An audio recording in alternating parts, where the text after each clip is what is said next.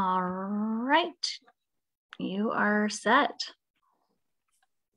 All right, well, thank you, Ashley, and welcome, Kelly and Cecilia. And to everyone out there that's listening via our webinar or through Facebook, I appreciate you jumping on this tonight.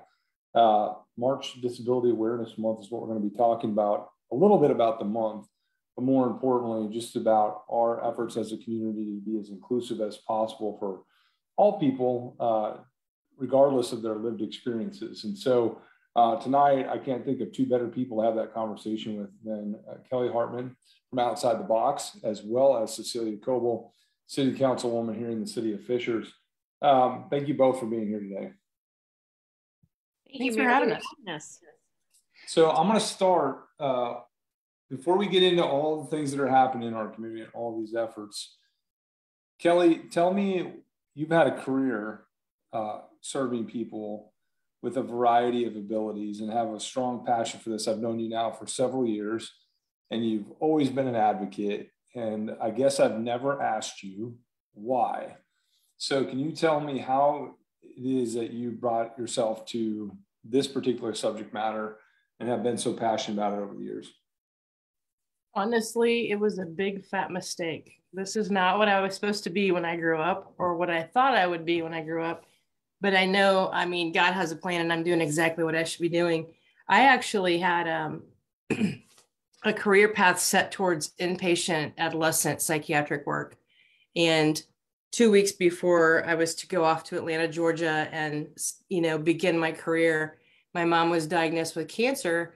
And at the time, and my mom lived, it was a great ending to a tough time. But at the time, I was working at a group home because I thought it would look good on my resume. And so I just fell into it. And the people that worked at the group home were like, hey, you want to stay here? And so I fell in love with people who learned differently than I, and who maybe had some, extensive challenges of achieving their best life, and just found that to be an exciting use of my efforts to see people achieve the best that they could, even though they might have had some challenges. So it is just something I get excited about every single day. I still get excited about seeing people succeed and changing lives, and been doing that for 32 years.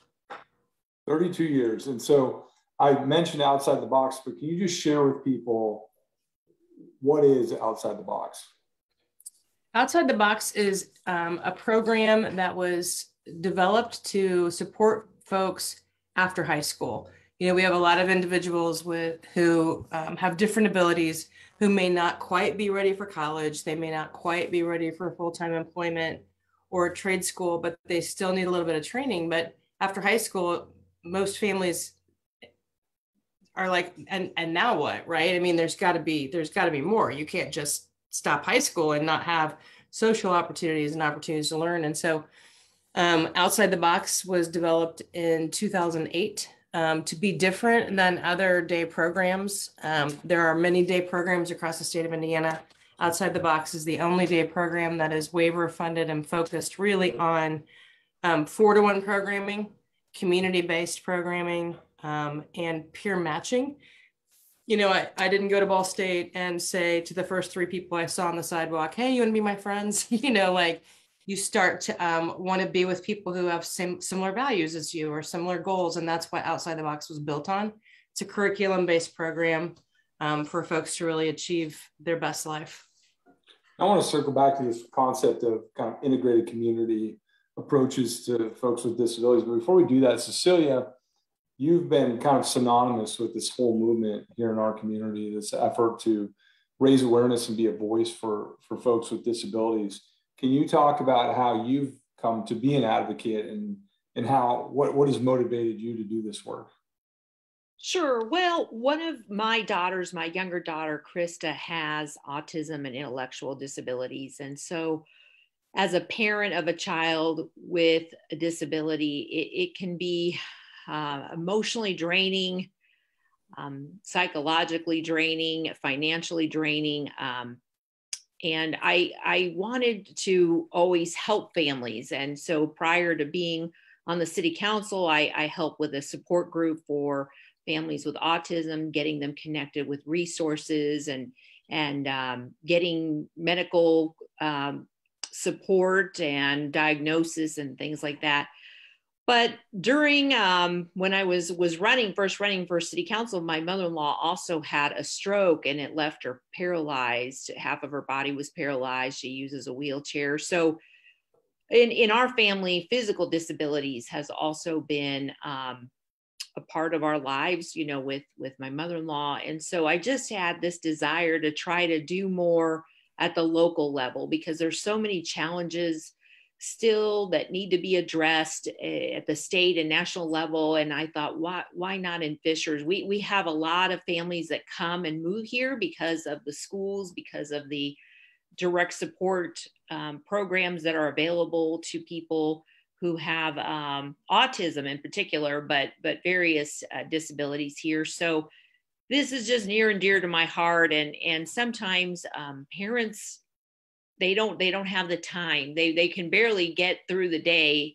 And so to be able to make a difference in our community is just, it's been amazing. And everyone's just excited. To people that live here are just like, this is the only community where we've, you know, been able to see a change and see that we're building something to help people. Well, and to that point, some people may know this, but I love watching documentaries, and I'll watch a wide array of documentaries. The only type I won't watch are things about aliens.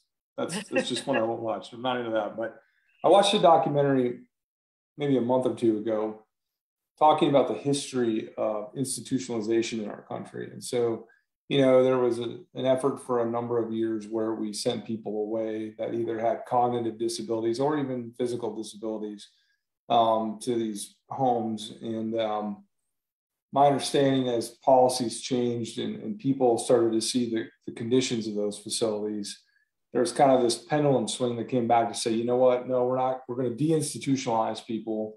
But when we do that, don't worry, because we're going to put all these systems in place that are going to take care of these people as they integrate back into our community. And so we went from a public policy perspective that was house them, shelter them somewhere out of sight, out of mind.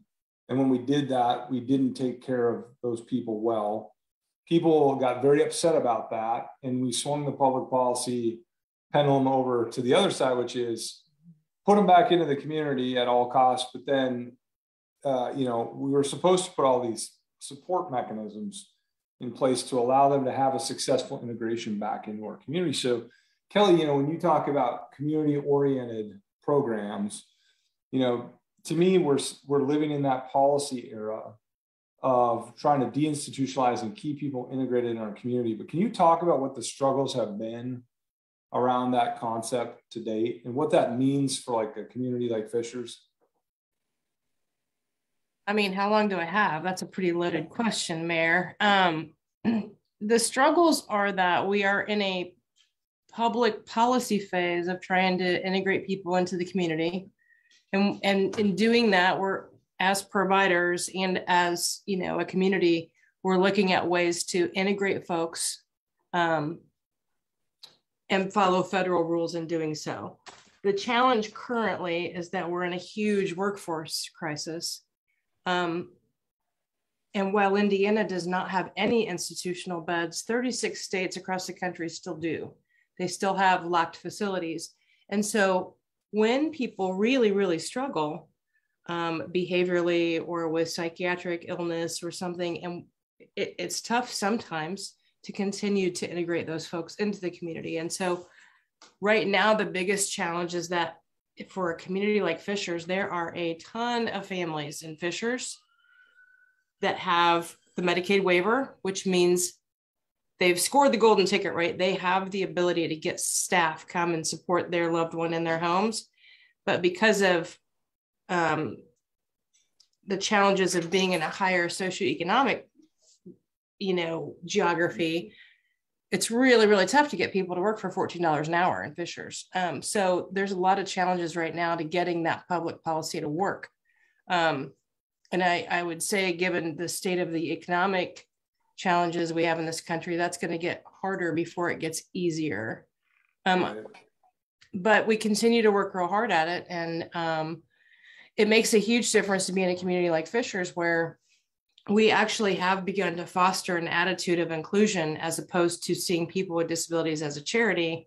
We have begun to see them as a valuable part of our community. And that is a rare find in communities I would say across Indiana. I work all across the state, and I just am so happy when I come home and I'm back in Fishers, because I'm like, yeah, we're getting it. I mean, we're making progress, and that is not true of all cities across the state. So in that policy framework where things are convoluted and the resources are more scarce than they should be, Cecilia, as a mom of a child that needed those services from time to time, how overwhelming is it for a parent when they first have to deal with the fact that they're coming to the realization that their child may have a disability, and then you have to deal with this kind of bureaucracy, and then trying to figure out what services am I supposed to go get? I mean, when you talk to families, and I know you've talked to a lot of them, how overwhelming is that process for a Fishers family? It can be very overwhelming. It really can. I think as a parent, you go through kind of a denial process. Usually the parents that I've talked to, maybe both, or maybe at least one parent is kind of still in the denial phase. And then what I tell families is that, once you get that diagnosis, then you're able to get services, but so it's important to get a diagnosis to get a doctor to evaluate your loved one, your child. We're lucky in that we do have a lot of resources here, but we still are in need of, some day programs. But the disability community, as it relates to, I think, like autism and Down syndrome within Fishers, we're pretty tight knit. The schools, a lot of these young adults that are transitioning out of high school, they've been together since grade school. So we're getting to know these families, these other families as our kids grow, and then you leave high school, because kids that have an IEP or a disability can stay within the high school system till they're 22. So my daughter will graduate from high school with a certificate of completion. She's in life skills, and then she'll move on to a vocational program through the transition program at HSE schools, and they'll start to help her with job skills, job shadowing, getting her out in the community, and hopefully getting her trained to do something meaningful that would lead to some kind of an employment. So the beauty of it is that we're starting to build this community, this tight-knit community within our own city, and trying to help each other navigate through these challenges, so you don't feel alone, and you feel like you've got others that can relate and understand what you're going through. Well, I think that you bring up a great point, Cecilia. And Kelly, I'd love to hear your perspective on this. I was reading something the other day that about seniors and as they age, what is one of the number one indicators that they'll have a long, productive life in their older years. And it was social capital. It wasn't like genetics or physical ailments. It was actually human connection of some sort, meaningful human connections. How important is that social capital for the clients that you work with, Kelly, in terms of, beyond the physical ailments you might be dealing with, or the mental health challenges or cognitive capabilities? How important is just social capital, the ability to connect with other humans when you're dealing with your clients? So it's interesting, because I don't see the folks that we support at Outside the Box as different than I see you or Cecilia. What we know about the pursuit of happiness is it doesn't really matter what country you're from or what your political affiliation is or the color of your skin. I mean, everybody wants to be happy, right? And to be happy, you got to be healthy and safe, but you also have to feel like you're valuable, and you have to be connected to other humans. And so going back to that public policy question, and institutionalization. We've spent years and years trying to make sure people with disabilities are healthy and safe and healthy and safe and healthy and safe, which doesn't help them have their best life unless we look at relationship development, connecting families to other families in a shared experience, and finding ways to help people feel valued, whether that is being a meaningful volunteer somewhere, or in competitive employment, or being in a day program in their own hometown, and those are the things that I think we're working really hard on, because I think all of us will look back on our life at some point, and the thing that will be most valuable to us are the relationships, whether it's with our kids or our best friends or our neighborhoods. And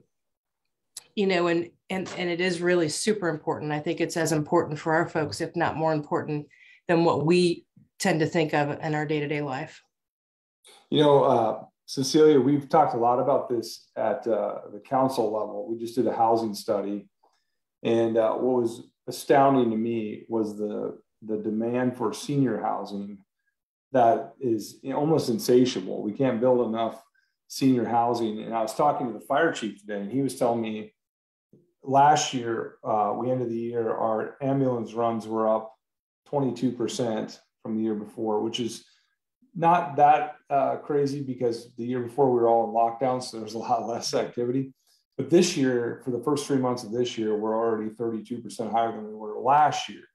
And so as seniors, either people moving in here because they want to be near their grandkids, or people that are just aging in place here in our community, what kind of impact do you think that's going to have on just the number of people that's perspectives are going to start to change as their abilities start to change as they get older? When you have those conversations with seniors, I mean, what's top of mind for them when it comes to these issues of disability?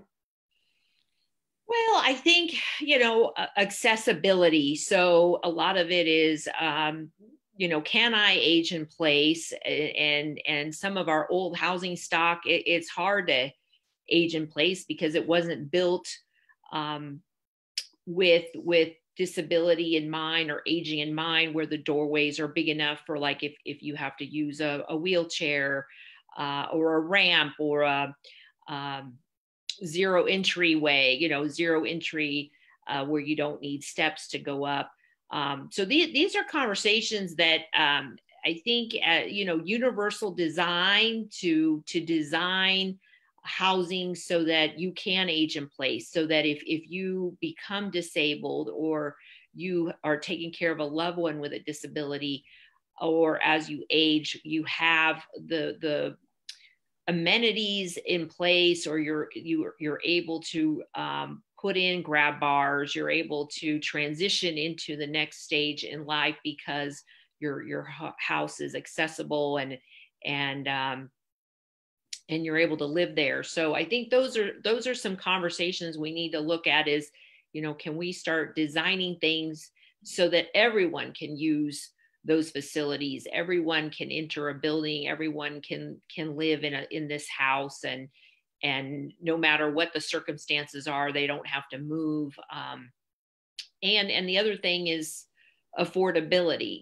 People with disabilities get a set amount of money per month, and that's supposed to cover food, shelter, and incidentals, and it's not a lot. So where are they going to live that's affordable and accessible? That's a question that comes up for people with disabilities and people that are aging, or our senior community.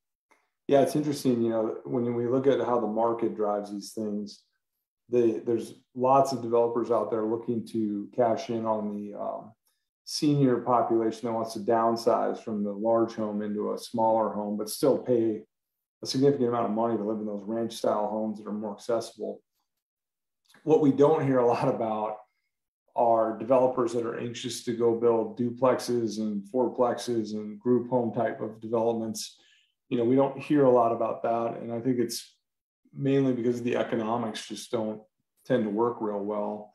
Although I think there would be a large need for that type of development here in our community. But as we've progressed, we've gone through this journey. First and foremost, Cecilia, you bringing it to light that this was something the community needed to work on. We just recently had a milestone, in my opinion, of this journey where we at the city council, by ordinance, by law, established the commission on disabilities. And to the average person, that may not mean much, but what I think is so important about it is that it will live past you or I, Cecilia, in its existence, right? I mean, you have been a champion for this for a long time, and I'm confident as long as you're in your seat in office, you're going to be an advocate for it. But you and I both know we have a season of leadership, and then someone else will come along. And I think what this commission in law does is say, in perpetuity, or for as far out as we can see, this is a core mission of our community, is to continue to evolve and get better at this. But can you describe to the residents, Kelly or Cecilia, kind of what the commission does? I mean, what do you guys talk about? What are the things that you guys focus on as you guys get together and discuss matters of disability? Sure. Well, I'll go first. Kelly and I are both the co-chairs of the Fishers Advisory Committee on Disability. And prior to the ordinance being codified, establishing the permanent formation of the Fishers Advisory Committee on Disability, we gathered our stakeholders. So we have, it's really a collaboration, which is the beauty of this, is we have people that are that have disabilities or care for someone with a disability. We have direct support providers, people that provide services for the disability community, employers who employ people with disabilities, the educators and the school system. So we have representatives from all of these organizations and partners, and we work on things collaboratively. So our number one focus too is to try to provide resources out there to the community of what's available within Fishers and Hamilton County. But we're also looking at what are some of the challenges facing people with intellectual and physical disabilities, and how can they have a seat at the table? How can we work collaboratively to ensure, for instance, that our public spaces are accessible, like with new construction, like the trail, and that's an example, and the amphitheater improvements, where someone from our committee was able to be there as this was being designed, and they're able to provide input as to is the paths wide enough for someone with that's using a wheelchair. Giving input in those public spaces are really important, especially when we're spending a lot of dollars, to build a beautiful amenities for our residents. We want to make sure that they're accessible. We're working on employment, providing more opportunities for people to be integrated in the community and doing something meaningful, and working with these employers that have all these unmet needs, looking at housing opportunities, housing projects. So we help to get South Point Village going. So it's a great group of people. We've got probably a solid 30 to 35 people that have been working alongside us and involved. And then we seek input from the disability community.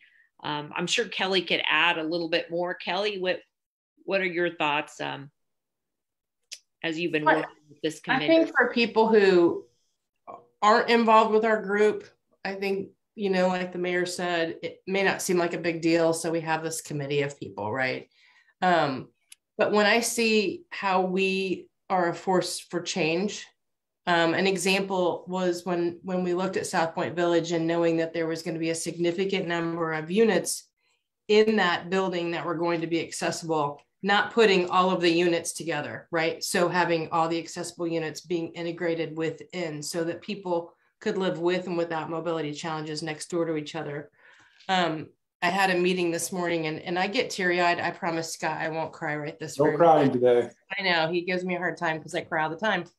But I had a meeting this morning with folks from the Parks Department, and the fact that we will have 3 adult changing tables within our parks as amenities is a big deal, and you don't think about that unless you're someone who has to figure out, how you're going to go and experience a park or experience anything between bathroom breaks, right? I mean, we have a number of folks with mobility challenges who may need that accessible bathroom beyond an ADA wheelchair accessible bathroom, but someplace that's a step above that. And the fact that we're going to have that in our city is really cool. So I feel really proud of what the community, how the community benefits from the work of our disability awareness committee, because I think it's pretty important stuff. There is, to that point, Kelly, I mean, there really is a difference between meeting the standards of federal law and then being like a thoughtful or intentional design that is inclusive for everyone. I mean, it's kind of I don't want to call it the bare minimum, because obviously our country's come a long ways and it's, standards, but there's still the basic standards and you can go above and beyond. But I think to your point, it takes a perspective to be able to be intentional about those things. Sure. What, I've often wanted to ask this group about something, and that is when I talk to a lot of residents and we talk about these opportunities around the disability awareness group and interacting with residents with varying degrees of abilities.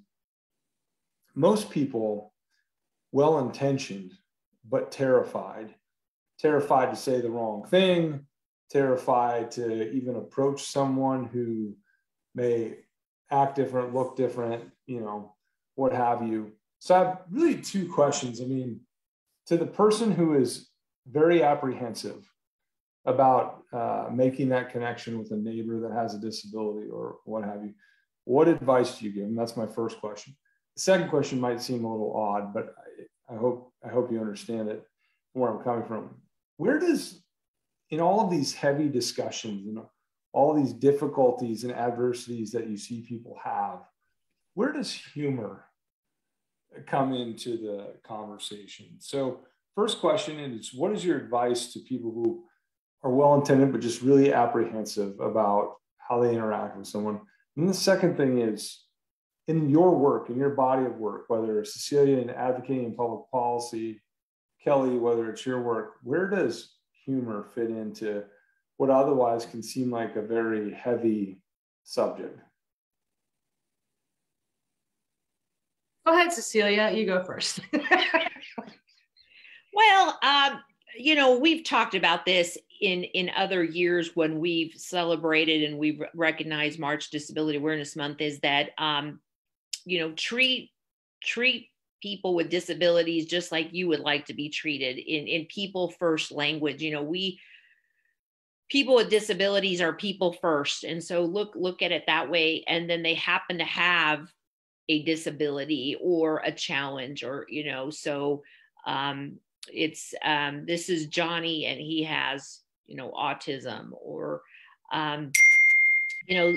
treat them just like anybody else. I mean, I think there's terminology too that we no longer utilize as well, like, mongoloid, those things. So one of the things that we do during March Disability Awareness Month is we have an ally toolkit, and it has information, and you can find that on the website, of frequently asked questions, just like you're asking, Mayor, about how do you talk to people with disabilities? How do you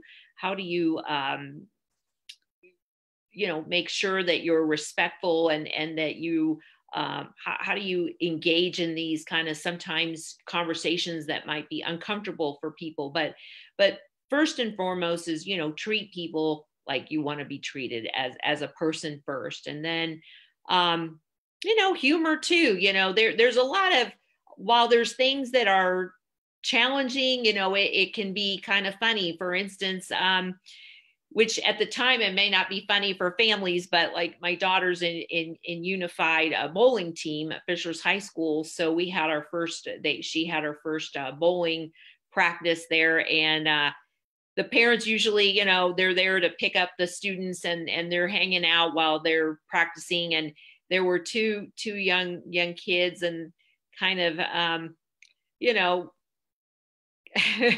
don't know, showing, being funny and kind of inappropriate, I guess, with what they were doing with and I tell the mom, I'm like, look, and she's like, oh my gosh, and just so sometimes, people with disabilities don't always act appropriate with their peers, right? And they so you just kind of laugh, like you don't want them acting that way, but you kind of laugh about it, and you kind of you have to have moments of levity, I'm sure, that's right? not an appropriate behavior, whatever, with a peer. And but it can be funny too, just things that you're like, oh my gosh, it's I guess it's par for the course sometimes when when you're trying to make sure that your loved one, your young adult, is acting appropriate the way a 19-year-old should, and not acting like a 5-year-old. But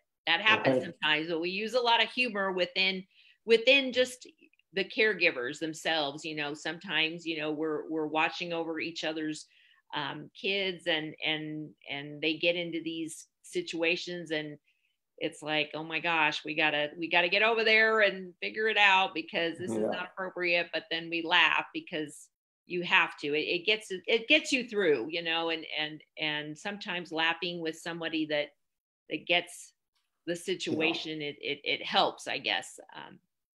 Well, Cecilia, you and I are both in politics, so we know a lot about people that are adults that act inappropriate like 5-year-olds. So we're pretty accustomed to that in the world of politics. But Kelly, I mean, what are your thoughts about those two questions? So, the really interesting thing is that we spend an awful lot of money, both state and federal dollars, to build a service delivery system that tries to teach people with disabilities how to be included in their community. And what we don't spend any money on is teaching communities how to include folks who might be different than they are. And so the first thing I always say to people who are just a little bit like, I don't know about that, this person's different than me. And that's not just disability. That can be a lot of different cultural experiences, different kinds of people, just different experiences of humanity in our community, is acknowledging that it's okay to be afraid and it's okay to be unsure. I think one of the greatest things about March is that we provide so many different ways for people to dip their toe in the water if they are afraid or they're not quite sure. There's a lot of events where you don't have to dive headfirst into the community of disability, but to become more aware through some of the things that we're doing.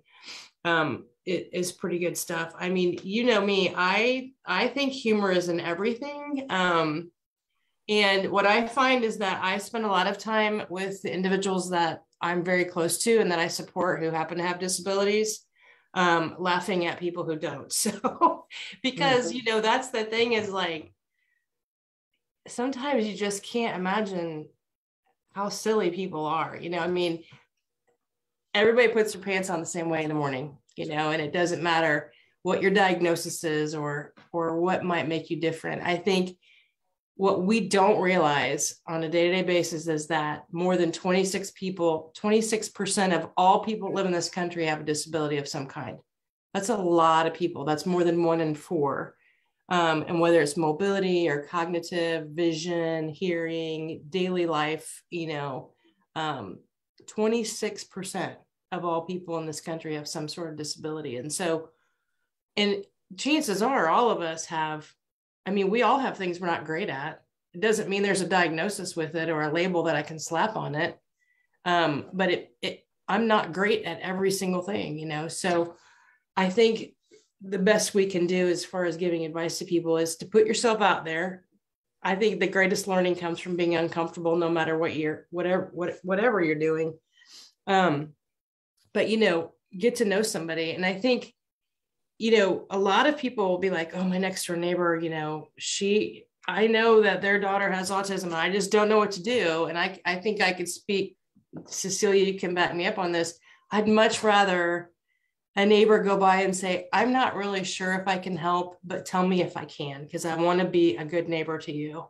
And, to fumble through a conversation awkwardly is much more full of grace than not saying anything at all. Mm-hmm.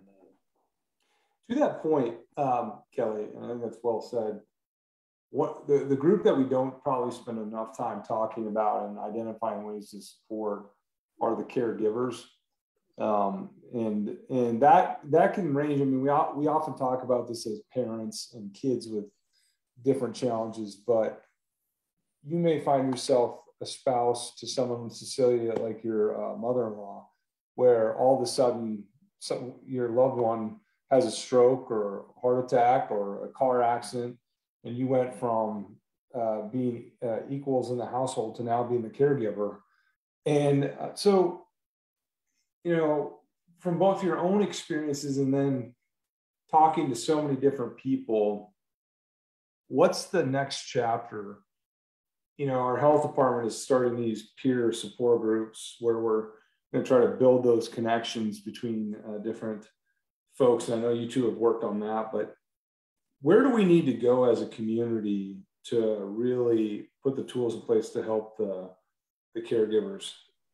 Sure. Well, I'm just super proud again with the health department, the Fishers Health Department. They've been doing a community health needs assessment, and they sat down with the disability community, and they did a call out asking for feedback on caregiver support, and it was overwhelmed, you know, response in terms of there's all kinds of support needed, whether it's someone with a disability or someone taking care of an aging parent. You know, the key is getting people connected. I believe when you feel like you're not alone, you thrive, you feel better. I'm excited about what the department's going to do with caregiver support.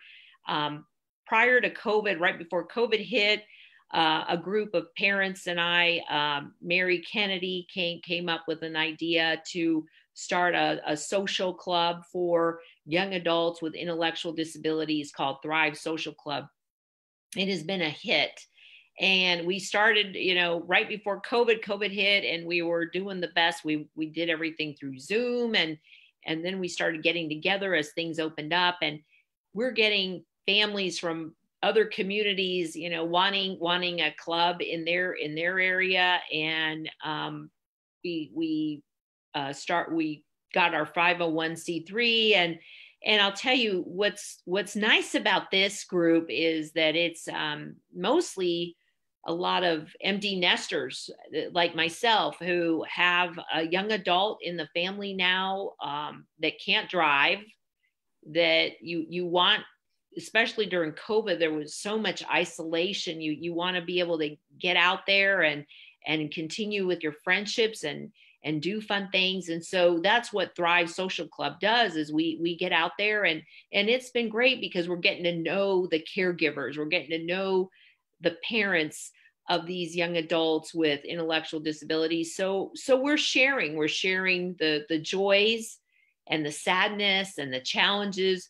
We're talking about, you know, what we could do, you know, collaboratively maybe in the future. So a lot of great conversation, a lot of connectivity is happening. And I see this in our community right now, that we have an opportunity to really engage folks and offer support. My goal, honestly, when it comes to people with disabilities, is that we all get to know each other.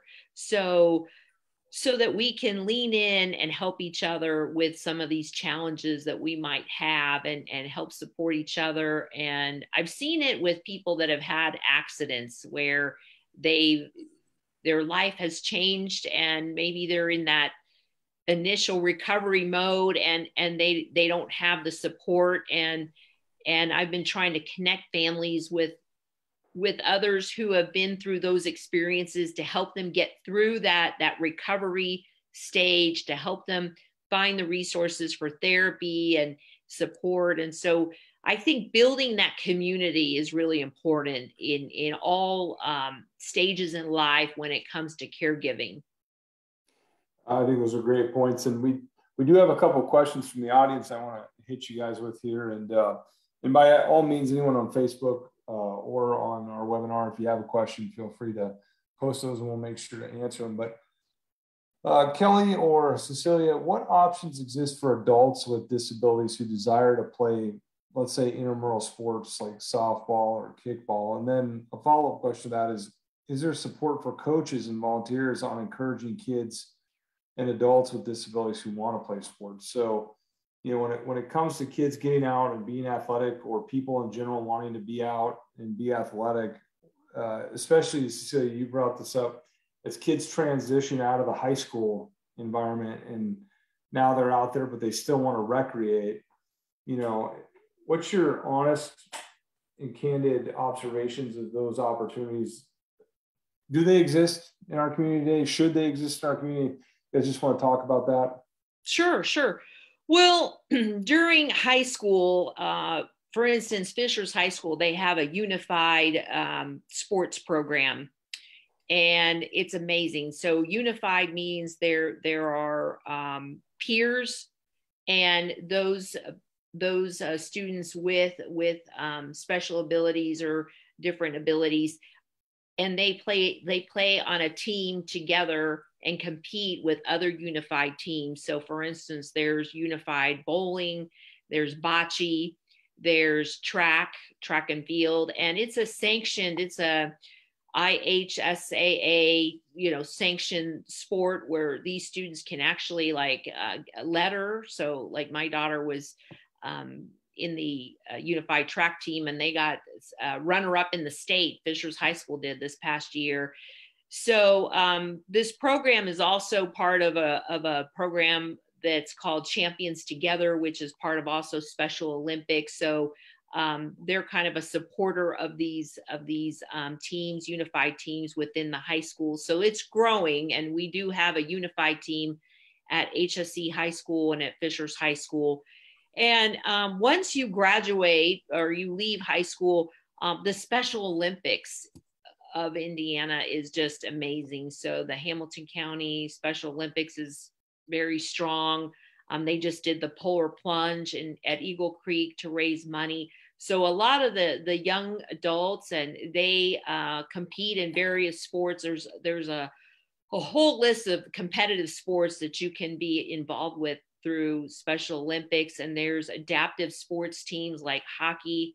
There's the Twisters. It's a hockey league for people with disabilities. There's a program in Fishers called Show Team. It's a rhythmic gymnastics dance team that practices here in Fishers. So they are out there. The Prism Project of Fishers. It's an adaptive art. It's a theater and art program. So there are programs out there for people. I think we can do more, a little bit more, but maybe Kelly could add a little bit more of what else is out there. But those are the ones that we've been involved with. Yeah, I mean, Special Olympics obviously comes forthright to mind. I think it's also interesting. Sometimes the sporting event opportunities are specific to disability. So we have a number of things that would be specific to power wheelchairs, specific to visually impaired folks, specific to folks who might be have hearing impairment. So there are things out there. I think there should be more. I think there'll be opportunity when Fishers is able to move forward with their rec center, where we have sort of a hub where community and sport can come together, and it will offer an opportunity for more integration. Another question we got is when it comes to seniors and they're being caregivers, is there active meetings going on now for that caregiver support where they can share knowledge and frankly vent at times if need be? I know that our health department is starting this, and I was just in a conversation today about this regarding leveraging some other organizations like the Shepherd Center that might be involved in that. But do you guys have any further information in regards to those availabilities? We had our first meeting, and it was, I'll be fair, not a lot surprises me. It was gut-wrenching for me. There was a lady who is caring for her very elderly parent and can't go to a family member's wedding because she can't leave her mom, you know what I mean? And like, Yeah. I know from that meeting, we were supposed to launch into the next phase, but I have not yet heard what that is. Yeah. Well, I think that's a good segue. So as we are always trying to push forward, we're always trying to get better. You know, in the last few minutes we have together this evening, I guess I'd be interested to hear from the two of you, you know, ideally with the next chapter in Fisher's story around becoming more inclusive. What are the, you know, one or two areas that you really think we should focus on to continue to improve? Kelly, what are your thoughts? I mean, hands down, you know, my number one is that people in Fishers need the opportunity to be in a day program that also offers job coaching full time, so that we can, you know, we have pieces and parts, but we don't have a full-time day program where after high school, people have an opportunity to continue learning. I don't know of any of us that wake up and say like, oh, I'm going to go create my best life in Shelbyville, or I'm going to go to Mooresville. You know what I mean? Like, people want to age in place and people want to live and love and learn in place. And so hands down, I think Fishers needs to have a day program for young people with intellectual and developmental disabilities. Cecilia, what are your thoughts? What would you like us to focus on? Well, interesting. You ask. You know, I was just in Arizona and I went to tour a development for individuals with intellectual disabilities.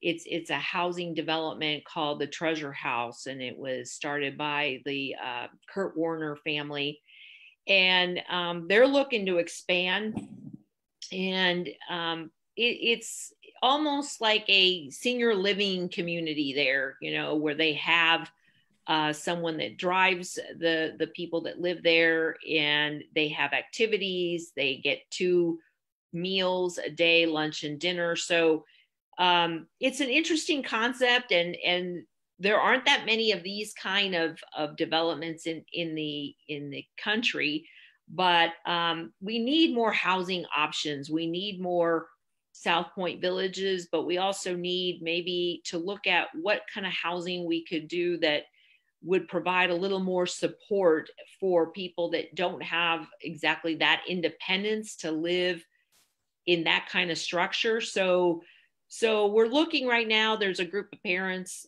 that we're looking at, you know, what's out there, what models are out there. So because we need more housing at various levels of care for people with disabilities, you know. The other thing we're trying to do is just build more awareness for employment opportunities or work opportunities for people with disabilities. And then, as always, I think this goes with just anyone, even a person that doesn't have disabilities, that, you know, transportation in Hamilton County is a little bit, you know, lacking, I guess. So, you know, what can we do? And I'm so glad that Fishers is doing this autonomous vehicle program, and one of the vehicles is accessible and available for people with disabilities through this May Mobility pilot program. And so I feel like Fishers is a place where things happen, and I feel very fortunate that Kelly Hartman is working alongside me, heading the Fishers Advisory Committee on Disability, and I think we both can say that we feel very fortunate that we live in a community like Fishers, and with a leadership like you, Mayor, that I think we're up for the challenge to kind of look at some of these challenges in a different way and come up with some solutions, some examples that can be replicated throughout other communities and throughout the state. Well, I think that's well said. And I have to say, I know, Cecilia, you mentioned this the other day at the opening remarks of March Disability Awareness, but there are a lot of other communities that are now looking to the two of you and your committee and the collective body of work that you represent, and trying to identify how that they can move forward. And that's really, I think, a testament to just the progress that you've made to date. But, you know, to your point, Cecilia, I think the great thing about Fishers is that by no means is good enough for us, and we'll continue to push the envelope and try to evolve and develop this and continue to create a community that really is the broadest definition of community and inclusive to so many. So I'm excited to see what you guys do in this next chapter. One final question that came up, and this is actually a really good one. Is there a newsletter or correspondence, routine correspondence for, let's say, caregivers? You know, the ability to routinely touch base. You know, hearing that question, I think I know the answer, that there isn't one to date, at least coming from us, but it does sound like a really unique opportunity to share information with individuals moving forward. Are you aware of any type of well, on the Fishers website, we do have resources that are available, and we're constantly updating that. We're trying to provide what's available for people with disabilities and their caregivers. So if people go to the Fishers website there under accessibility, it'll provide resources and things. I think Kelly and I are just excited to continue the conversations with the Fishers Health Department to see, you know, how the Fishers Advisory Committee on Disability can help with establishing, you know, a set caregiver support meetup, being a part of addressing, you know, how we can better support people who are caregiving for someone who is aging or has a disability. So we're excited about having those conversations and continuing to look to see, you know, how this could work out and what's the best way to support people. What do you think, Kelly? I think we're just in the middle of those conversations right now. I think we're at the beginning stages of what that's going to look like with the Fishers Health Department.